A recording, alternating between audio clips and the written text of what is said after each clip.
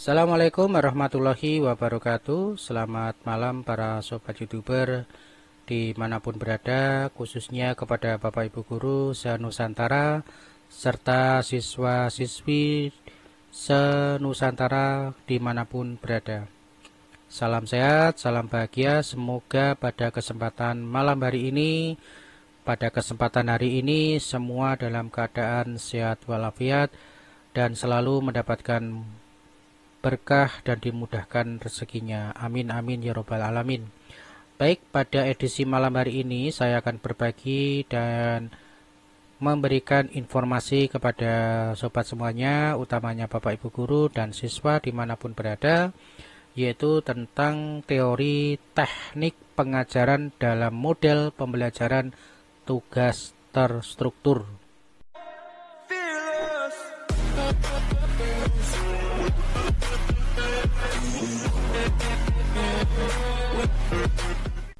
Nah, kemungkinan hambatan: 1. Kurangnya pengalaman siswa. Beberapa siswa ya mungkin belum terbiasa dengan model pembelajaran tugas terstruktur dan membutuhkan waktu untuk menyesuaikan diri. Ini adalah beberapa kemungkinan Bapak Ibu yang menjadikan kendala di lapangan, yang menjadikan hambatan di lapangan. Ini yang pertama, mungkin kurangnya pengalaman siswa. Kemudian keterbatasan sumber daya. Kurangnya akses ke sumber daya pembelajaran seperti bahan bacaan, peralatan, laboratorium, atau teknologi yang dapat menjadi hambatan dalam menerapkan model ini. Artinya, karena tadi penugasan terstruktur, artinya menuntut siswa untuk mengerjakan tugas, maka di sini bisa jadi adanya keterbatasan sumber daya. Sumber materi yang mereka dapat terbatas. Misalkan, ya, saat itu atau di tempat tersebut tidak ada akses internet misalkan, maka siswa akan terbatas dengan materi yang dia gunakan sebagai referensi.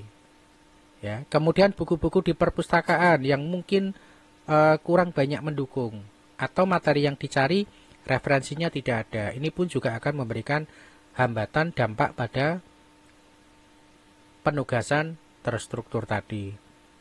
Ya, ataupun teknologi yang lain ya. Tidak adanya internet itu pun juga akan menghambat siswa ya dalam melakukan pekerjaan tugas terstruktur.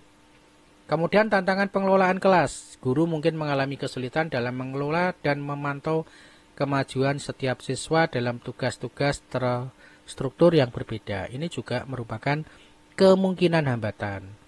Kemudian kurangnya motivasi. Beberapa siswa mungkin kurang termotivasi untuk terlibat secara aktif dalam tugas-tugas terstruktur dan membutuhkan bimbingan ekstra dan guru. Artinya apa? Siswa ini berbeda-beda Bapak Ibu karakternya. Mungkin ada yang semangat, ada yang tidak semangat ya, ada yang mungkin tidak peduli. Nah, ini butuhnya motivasi dari guru, butuhnya bimbingan dari guru. Jadi tidak sama, karakter siswa ini tidak sama, sehingga ini juga bisa menjadikan kemungkinan hambatan. Namun, dengan mendapatkan atau menemukan hambatan-hambatan ini, maka Bapak Ibu Guru harus siap tanggap ya, sehingga bisa melakukan pembinaan yang lebih intensif kepada siswa-siswa yang mendapatkan hambatan-hambatan tadi Bapak Ibu. Sehingga apa? Tugas terstruktur dapat terlaksana dengan baik. Nah, ini slogan kembali Bapak Ibu, kita berikan slogan bahwa belajar tidak akan ada artinya jika tidak membawa perubahan dalam pengetahuan, tindakan, dan kebiasaan. Ini salah satu tokoh ya yang menyatakan dari Jim Rohn. Jadi belajar ini harus ada perubahan Bapak Ibu ya. Yang namanya belajar ini pasti harus ada perubahan. Kalau tidak ada perubahan, ya ini namanya bukan belajar Bapak Ibu. Perubahan ini apa? Ya pengetahuan, ya tindakan, ataupun kebiasaan. Nah ini harus adanya perubahan. Ini yang dinyatakan dari Jim Rohn dalam pengertian belajar. Nah, teknik pengajaran, pembukaan.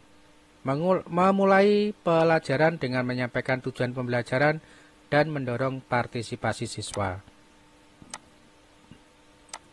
Kemudian instruksi langsung, memberikan penjelasan langsung tentang konsep dan keterampilan yang akan dipelajari dengan contoh dan demonstrasi. Ini seperti yang saya tahapan di awal tadi Bapak Ibu ya. Jadi yang ketiga adalah praktek, membimbing siswa dalam mengerjakan tugas dan latihan terstruktur untuk menerapkan apa yang telah dipelajari. Kemudian umpan balik dan penegasan. Kemudian penutup yaitu merangkum poin-poin penting dan pelajaran dan memberikan pengetahuan serta evaluasi. Teknik pengajaran 2 ya, jadi strategi membuat pertanyaan ya, kemudian menggunakan contoh dan ilustrasi ya, membangun keterkaitan konsep ya, dan mendorong diskusi dan kolaborasi. Ini teknik-teknik yang perlu diterapkan oleh Bapak Ibu ya dalam proses penugasan terstruktur tadi.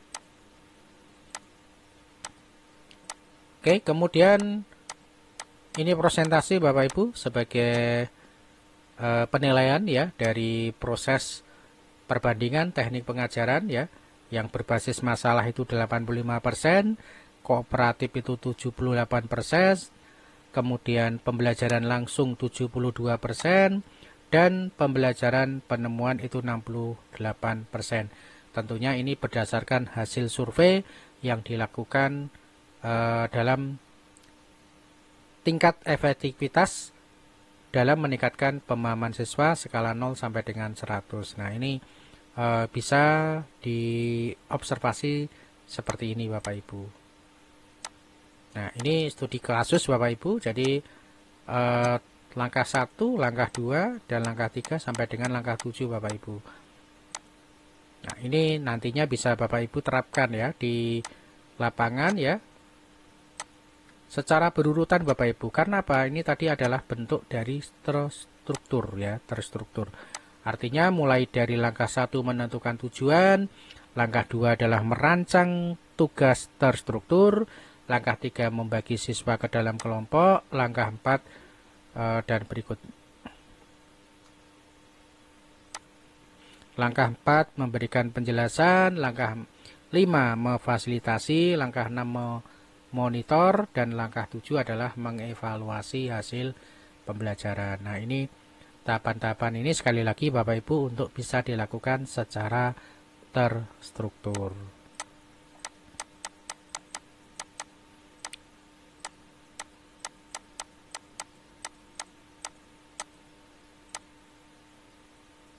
Ini teknik pengajaran 4 Bapak Ibu ya.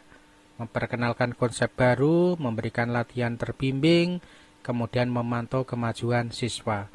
3 hal ini merupakan bentuk teknik pengajaran yang keempat Bapak Ibu yang bisa Bapak Ibu terapkan. Jadi pada saat memperkenalkan konsep baru, maka gambar seorang guru mendemonstrasikan konsep baru menggunakan alat bantu visual di depan kelas.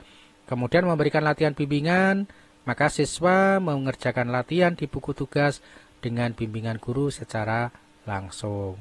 Kemudian memantau kemajuan siswa, yaitu dengan seseorang guru memeriksa pekerjaan siswa dan memberikan umpan balik secara individual.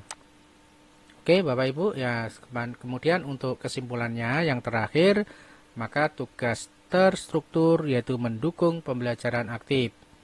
Kemudian panduan dan umpan balik itu adalah penting.